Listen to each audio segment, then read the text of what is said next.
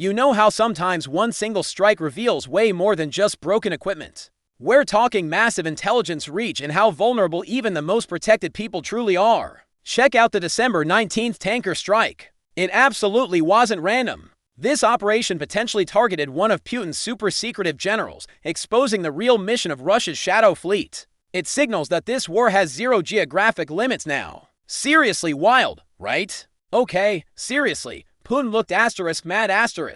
He was visibly shaken just hours after Ukraine pulled off this crazy long-range operation, right? You know, Russia's Black Sea fleet has been getting hammered for years, but the Kremlin usually kept it chill. Not this time. He went public and warned that retaliation was absolutely inevitable. His message was crystal clear: Russia is gonna get revenge. Why? Well, on December 19th, a strike absolutely nailed the Russian tanker Kendall *. Seriously, this operation was wild, extending Ukraine's reach deep into the Mediterranean. That's almost 2,000 kilometers away, right? On paper, the Kendall * was just another vessel helping Russia dodge sanctions. But wait. Intelligence is buzzing that something way more significant was secretly on board. Ukraine didn't care about the cargo at all. They were zeroed in on the ship itself. And we need to talk about the passenger list. This Kendall tanker. Turns out it was actually a covert intelligence spy ship. Seriously. It was absolutely stuffed with Russian military intelligence personnel, the GRU. Get this, some people think General Andrei Avarianov, a seriously feared Russian commander, was aboard. While that rumor isn't confirmed, Putin's massive anger and promise of revenge. That tone tells you everything, doesn't it? The damage went way beyond just an oil tanker fire, right? To really get why, we need to talk about Avarianov. He absolutely commands GRU Unit 29,155, this incredibly secretive covert action squad. Western intelligence says they're responsible for assassination attempts, serious sabotage, and crazy destabilization all across Europe. You know? They aren't a typical army crew. They're designed to quietly clean up the Kremlin's messes. Okay, so this guy Avarianov, he works deep inside Russia's system. Right, he's their go-to guy. Operating super aggressively and totally denying everything if it goes wrong. Seriously. They call him a crisis operative. Think of him as the person they send in when situations need. Ruthless, decisive action. He gets the job done, no matter what. Remember when Wagner leader Yevgeny Prigozhin died? Well, after that, Avarianov reportedly stepped right up. He basically took control of all of Russia's private military groups operating in Africa, handling all the resources, the missions, and the logistics. That's huge, you know? So, when reports surfaced that he was chilling on an oil tanker, that absolutely wasn't some random coincidence. Intelligence sources are really pointing towards something bigger here. They think this whole thing suggests that the Shadow Fleet vessels function as secure low-visibility transit and command hubs. Instead of flying, where routes, manifests, and schedules are easily tracked, Avarianov could allegedly move quietly using tankers that frequently shut off transponders, traveled irregularly, and blended into commercial maritime traffic. According to multiple field reports, Avarianov may have been on board Kendall at the time of the strike. Whether he was killed or critically injured remains unverified. Moscow has remained silent. There has been no admission, no denial, only Putin's emotional reaction. The next question becomes clear. Why would a high-ranking covert general be traveling on a petroleum tanker off Libya? Cargo manifests, route analysis, and intelligence assessments provide part of the picture. Shadow Fleet ships reportedly double as logistical bridges. They move oil, but also personnel, equipment, and potentially sensitive systems related to Russian operations in Africa and the Middle East. They serve as low-visibility movement corridors for GRU-linked networks. Ukraine's SPU intelligence service appears to have penetrated this network. But the Kendall incident also connects to a broader strategic revelation.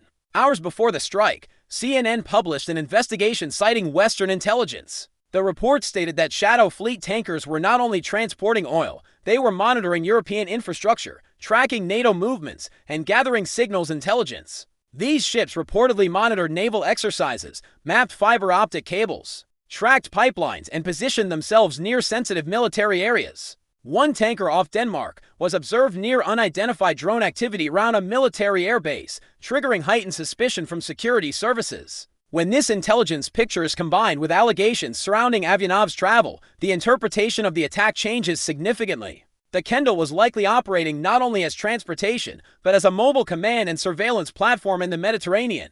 The ship may have carried electronic surveillance infrastructure, mission coordinators, and strategic oversight elements tied to Russian hybrid warfare activity. This possibility introduces a security problem far beyond Ukraine. European nations have long viewed shadow fleet vessels as pollution hazards or sanction violators. The new implication is more serious. These ships may function as covert warfare assets, listening posts, drone staging points, and sabotage gateway. Ukraine understood the risk early and targeted it directly. The strike will almost certainly raise political alarm throughout Europe. Ships passing coastlines, tourist zones, and commercial ports may actually host intelligence personnel mapping vulnerabilities and preparing for future sabotage. NATO and EU authorities now have justification to expand inspections, seizures, and maritime security operations targeting this fleet. If Avianov was in fact on board, the dynamics shift again.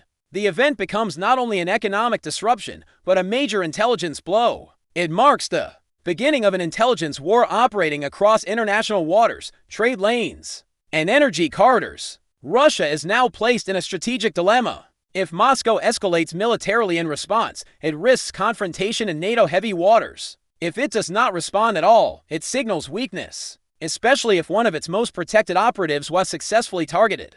More importantly, the strike exposes systemic vulnerabilities inside Russia's security apparatus. Someone somewhere provided the precise time, vessel, and travel details of an extremely sensitive movement.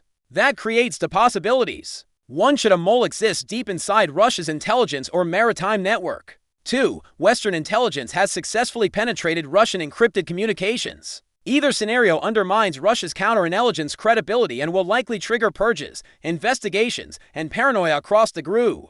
From an operational standpoint, Avianov's potential loss would severely disrupt Russian activities in Africa. He was deeply embedded in mercenary structures, natural resource operations, and influence networks across Mali, Nassau, and Libya. Without him, the cohesion of these organizations becomes fragile. Geographically, the strike also resets expectations. The war is no longer defined by territory around Donbas or the Black Sea coastline.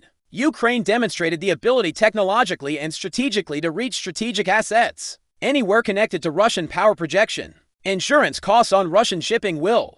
This strike absolutely terrified Putin, seriously. His reaction wasn't just about damaged infrastructure, you know? It totally screamed fear and exposure, like he lost his safe zone, okay? Ukraine sent a crystal clear message. Being far away is completely meaningless now if they have the intelligence. Everyone is vulnerable. Wow, intelligence is seriously global now if that Avianov hit is confirmed.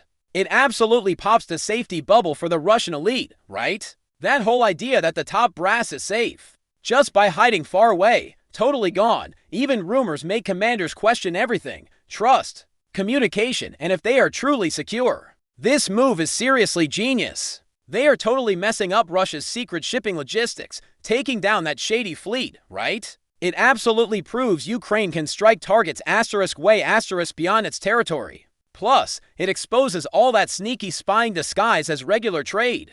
This forces NATO and Europe to finally treat these vessels like real security threats. Even without the big Western missiles, Ukraine is hitting Russia right in the wallet, okay? Okay, so the myth that Russia's assets were totally untouchable, that's absolutely gone now, right? This war is really growing not just geographically, but through spy games and threats at sea. The big, major question isn't tactical, it's strategic. Will Ukraine's shadow war efforts truly break down Russia's strength? Or are they just going to make Moscow completely escalate things, you know? Either way, we're seeing massive pressure and huge risks in this totally new environment where we're talking oceans and infrastructure turning into total spy zones. That one crazy tanker strike miles from Ukraine is absolutely reshaping how this whole war is fought, you know?